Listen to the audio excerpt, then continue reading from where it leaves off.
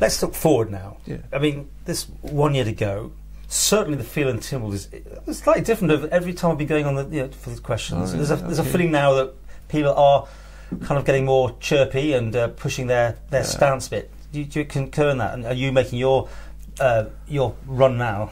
Well, I've always been pretty challenging, you know, in terms of my views. In terms of, I believe that you get better outcomes if you have a proper challenge and you're exploring different ways of doing things. So yes, perhaps others are also now asking more searching questions, and I welcome that. You haven't been made a minister. No. I don't put words in your mouth, but you're not particularly a big fan of the Chief Minister? Or is that too much? I think so. I made it very clear at the outset that I would be pleased to be a minister because I came in to change things, and your ability to change things is much higher if you're a minister, if you're sitting around the Council of Ministers table. I've not been made a minister, but actually I'm very, very busy in Treasury, and I believe that. And you stayed there for the whole thing, haven't you? I have, and I think my previous experience in finance has been helpful. Certainly, should on paper definitely. I mean, so I think it has been helpful, and so rather than be frustrated, I just rolled up my sleeves and get on with it because there's lots and lots to do. Yeah, but okay, I'm going to have to slightly push it there. Are you a fan of the Quayle administration in that sense? Would you have been, if you'd been offered the position, would you? And thank you, Mr. Quayle. Well, I've never been offered. I know, but I'm just trying to get to feel out if you would have wanted to take part. I would have accepted any role as a so minister. You would have because absolutely, I feel you can much more in a position to influence things. Where would you like to have gone? Obviously, if Treasury wasn't available, is it anywhere else? I would have accepted any role, Paul. But let's be clear. The Chief Minister and I work closely together on a number of things. We're constituency colleagues. Well, that's what the next point was going to be. We hold joint surgeries. But you got more votes than him. People more went for you than him. So we work. I think we work effectively together. But in politics, you have differences of opinion. So that's really, I would suggest. So I'm probably more of an agent for change, whereas Howard is probably more traditional. So I think it's that's a bit of code there for saying you are quite different people. Yeah, but I wouldn't want to say that there's any personal issues at all. No, we work, I say, very effectively together. And do you do joint? Absolutely, surgeries? Absolutely. And you're part of, because him being the Chief Minister, does more stuff arrive on your desk to be dealt with because he's got other commitments. We also do our joint surgeries in rotation with local authorities. Yeah. So we want to work as an effective team for our constituents. In terms of why do people contact me? Some people contact us both. Yeah. Some people contact me because they know me. Some will contact Howard because they know him. What do you want to do this year then? In the last governmental year? Well, there's two things which, first of all, there's the Eastern Area Plan, which is very imminent. So that is a key thing which will impact how the island develops for the next 20 years. So that's a key focus for me. There's two other key areas. First of all is the economic recovery. So we must see an economic recovery. I'm particularly concerned about unemployment. So we've seen unemployment rise.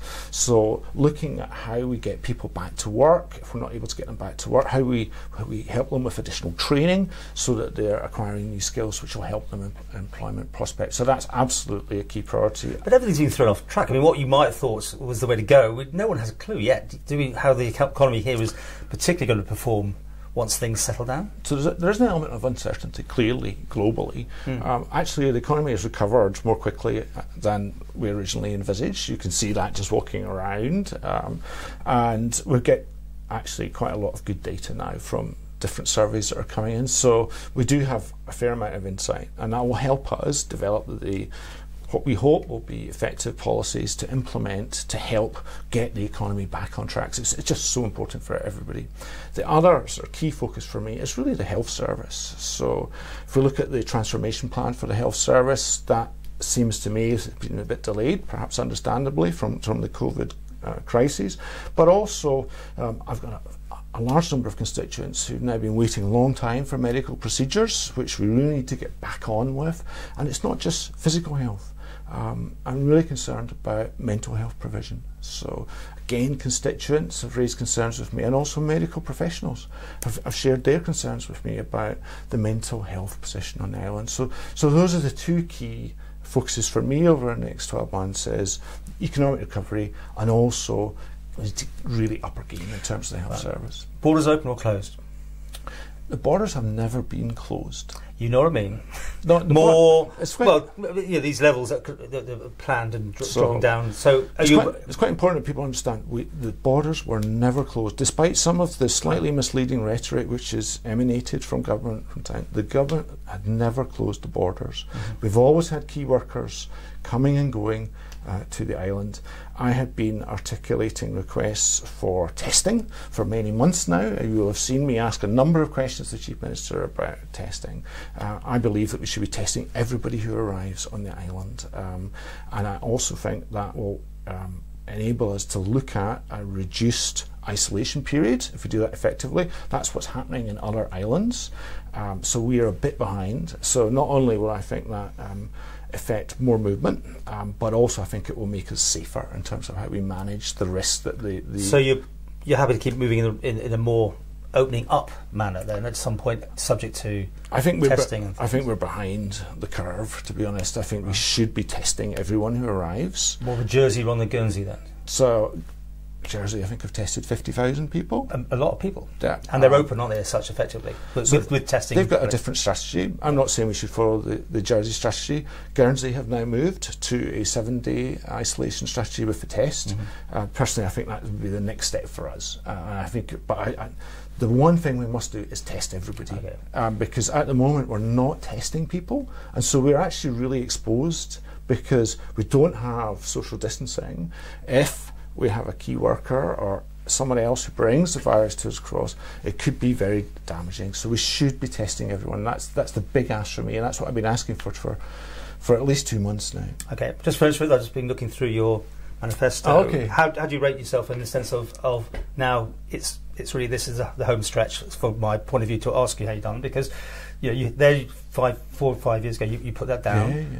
Do you stand by it, and have you think you've done all right, or how do you rate yourself? Yeah, I think it's very difficult to rate yourself in these situations. I generally get positive feedback from my constituents.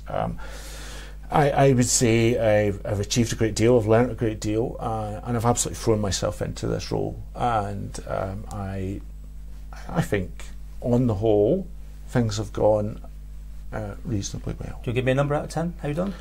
Out of 10, I don't know, 8 out of 10, shall we say. I haven't achieved everything I'd hoped to, but still, there's still a year and a bit to go. So let's not look at this as we're on our last interview before I interview you for the elections, probably. And on that is my next question. It's a wee bit premature, because actually, this is not an end of term report or an end of school report. No. This is another year to go. Yeah. Well, maybe we'll get one in before the elections. I don't know. It just depends on how it seems. But here we go. Are you going to stand again? Well, I enjoy this role. It's a great privilege to do what I do, and I take the role with great responsibility. So I'll be giving it real consideration as to whether I stand or not. Politicians answer, but seriously, when will you make that mind up then? When will the public have a chance to know Mr Shimmins is going to be restanding, or I think looking at other options? I think all in good time would be my view.